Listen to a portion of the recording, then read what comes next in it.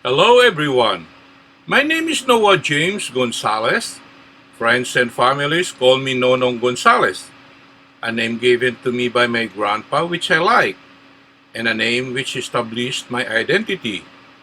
I invite you, together with my mom Angelia, Grandma Nancy, Tita Gian, and my grandpa Jimmy, to come travel with me as I journey around the world to see the beautiful places, its people and culture, and taste its native delicacies.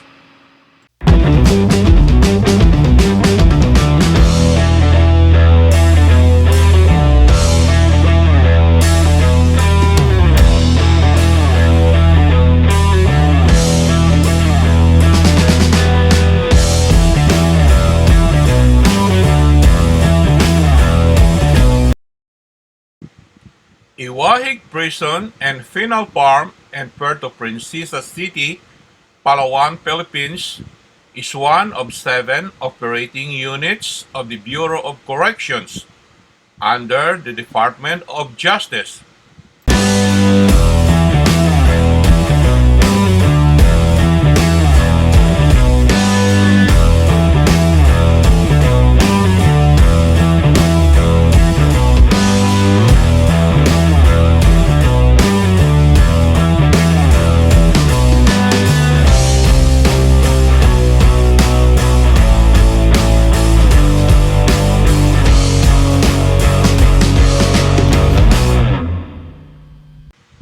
The Spanish regime had earlier designated Puerto Princesa, Palawan as a place where offenders sentenced to banishment were exiled, often as a death sentence due to the endemic malaria. Yet the facility was established only during the American occupation. Governor Luke Wright authorized the establishment of a penal colony in the province of Palawan on November 16, 1904. This penal settlement, which originally comprised an area of 22 acres, served as a depository for prisoners who could not be accommodated at the beloved prison in Manila. A prison facility was created by the American military in the rainforest of Puerto Princesa.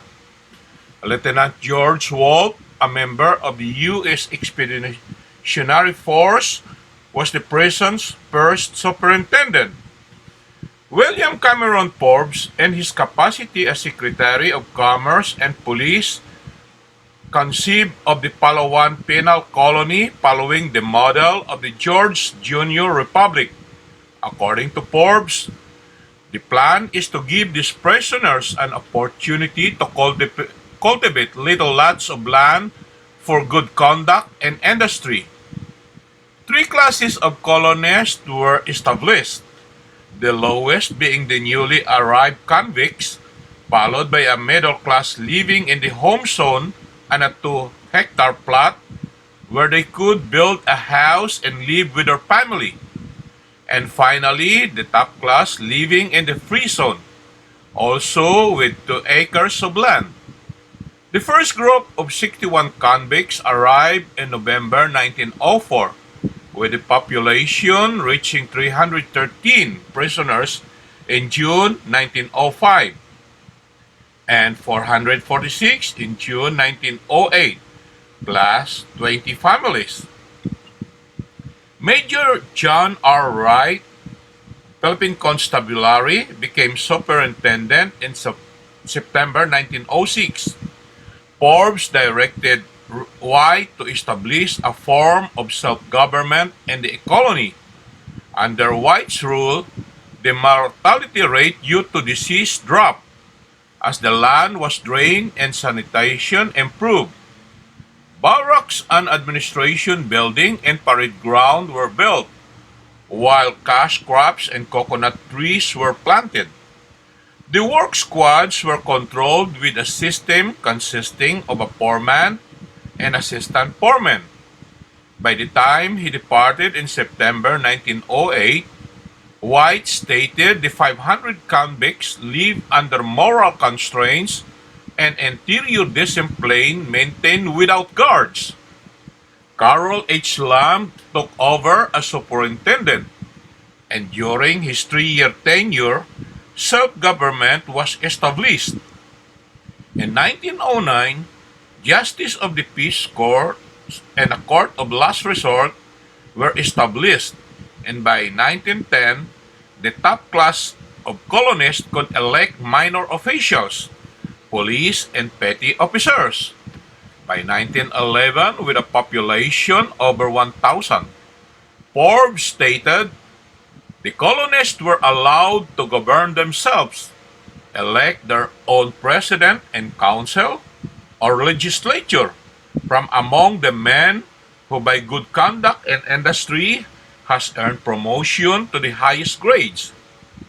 The Philippine Commission of the United States government passed Act number 1723 in 1907, classifying the settlement as a penal institution. Prison escapes attempts were an initial problem the colony experienced during its first 2 years, including 33 escapees on 20 September 1905. Yet, through White's efforts, the settlement became a successful colony. Vocational activities included farming, fishing, forestry, and carpentry, from which the prisoners were free to choose.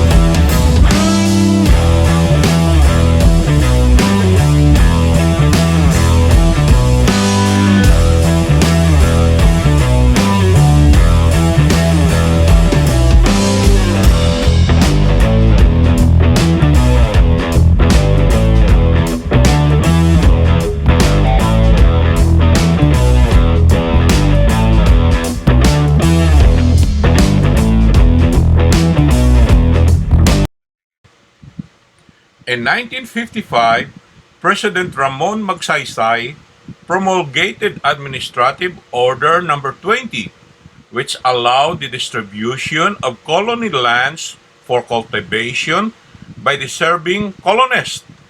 This was implemented by the Secretary of Justice Pedro T. Tuazon and Agriculture and Natural Resources Secretary Juan G. Rodriguez, who granted qualified colonists 6 hectares of land.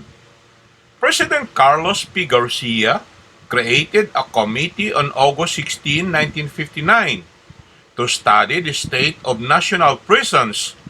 The prisoners in Iwahig were divided into 2 groups, settlers and colonists. The settlers are prisoners whose application for land to cultivate have been approved. Tools, dwellings, and beasts of burden were furnished by the government. Expenditures incurred for their maintenance and for their families were reimbursed from the products of their farms. Settlers received any amount of money they have loaned after the government deducts their obligations. During that time, Iwahig was subdivided into 4 zones or districts. Central Subcolony with an area of 14,700 hectares, Santa Lucia with 9,685 hectares, Montebly with 8,000 hectares, and Inagawan with 13,000 hectares.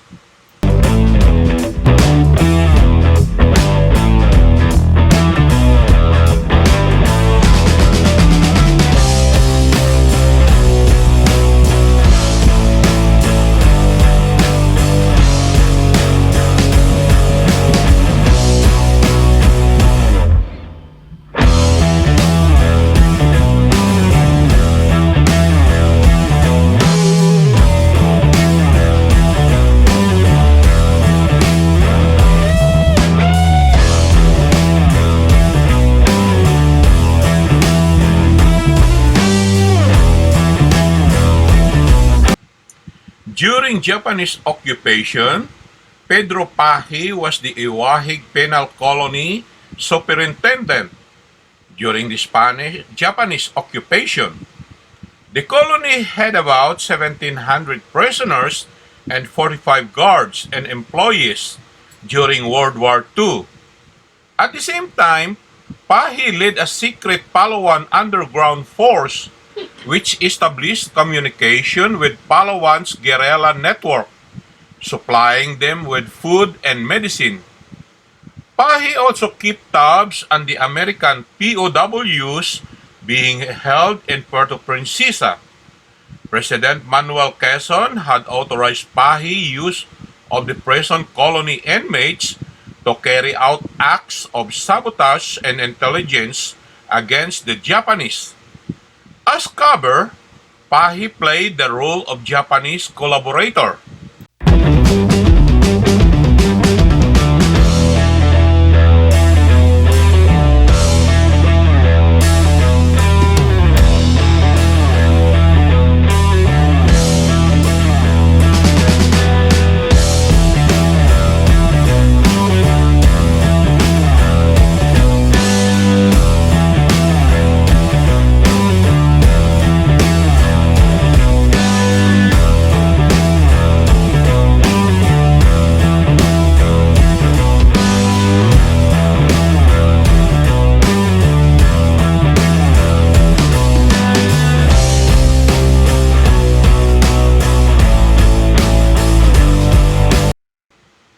The Iwahig prison is the subject of the film Out of Bounds by the French directors Alexandre Livorne and Pierre Baroguer, France, 2005. The film received the Grand Prix in 2006 at the EVS International Documentary Festival held by the National Public Television of Korea, EBS.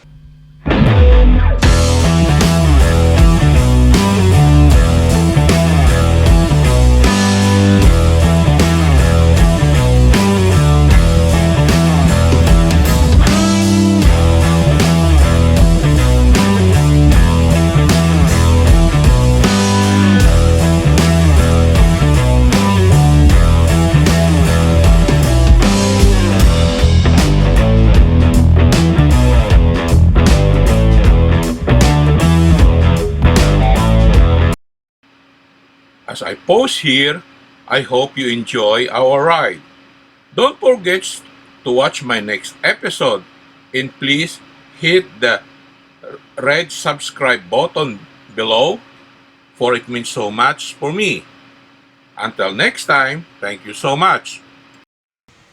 Special thanks to Mrs. Amalia Gonzalez of Los Angeles, California, the Banikid of Chicago, Illinois, the Dumaliang of Chicago, Illinois, Greg and Marie Chris Astelen of Edmonton, Alberta, Canada, the Diaros of Balasan, Iloilo, Jose Graelius of Balasan, Iloilo, and Kyle Desierdo of Balasan, Iloilo.